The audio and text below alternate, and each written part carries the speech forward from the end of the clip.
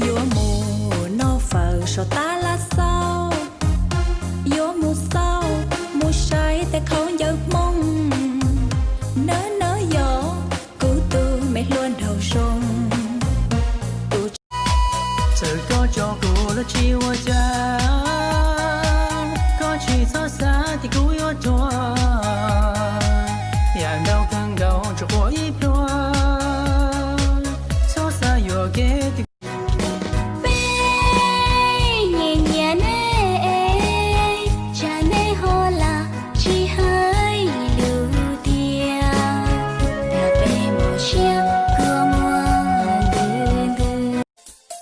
khi thua chỉ sợ phú cái dồn nhẹ dao muốn cầu in lên xưa ấy có đến biết chỉ tao dồn nhẹ dao dồn ba tao có khó đã chi cứ chỉ ta lý để ai nhu dồn nhau chính đấy chưa lúa mà lâu cũng đâu gần chưa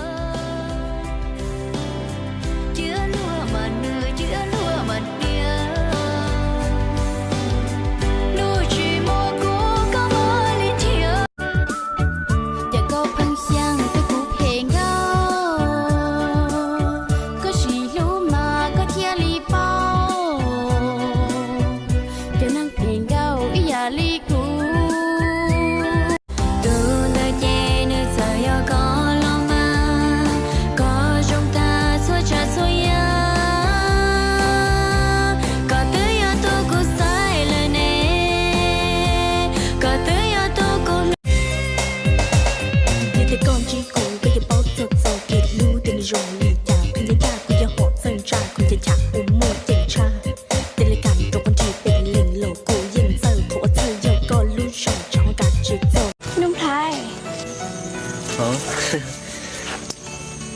có tôi lời làm gì?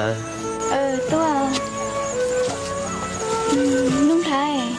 Có cậu của tuân chỉ con đời nói có muốn được đa di sản chỉ của na. Chỉ tao bỏ đôi như không đó là giả. Thiên lý ta mãi che cũng sớm lý thơ. Cứ chỉ hay đi lo. Bởi sông đi đó chỉ tao bỏ. Ruộng ly dù tiền chế nụ tư. Chỉ nên chế dùa bia tê lời xưa.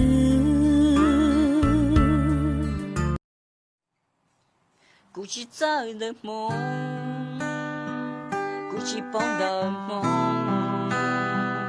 Giờ có yêu sóng đông bộ cha.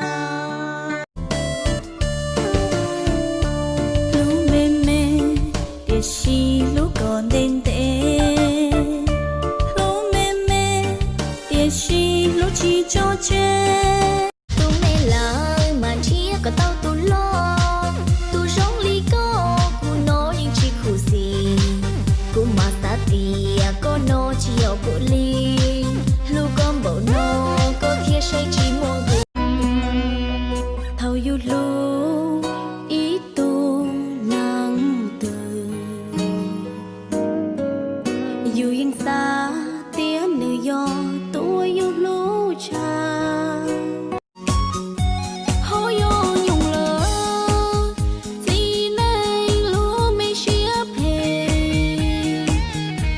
người do kề lũ chỉ do bù yêu ý lệ ngồi từ ruộng đào em nơi trong đào lúa trên nơi thảo thế mà chỉ bao thù.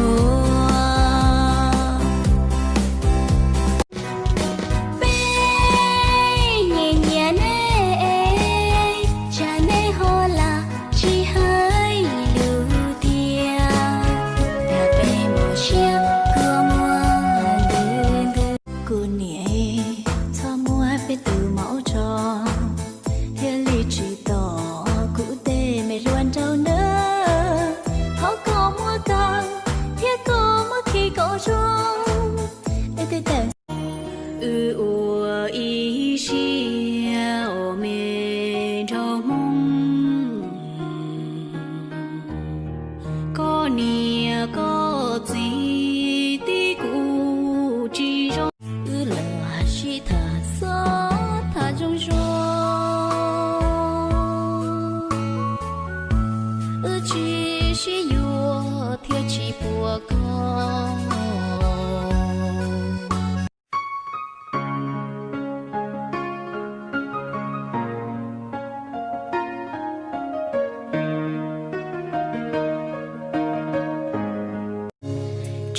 ở ta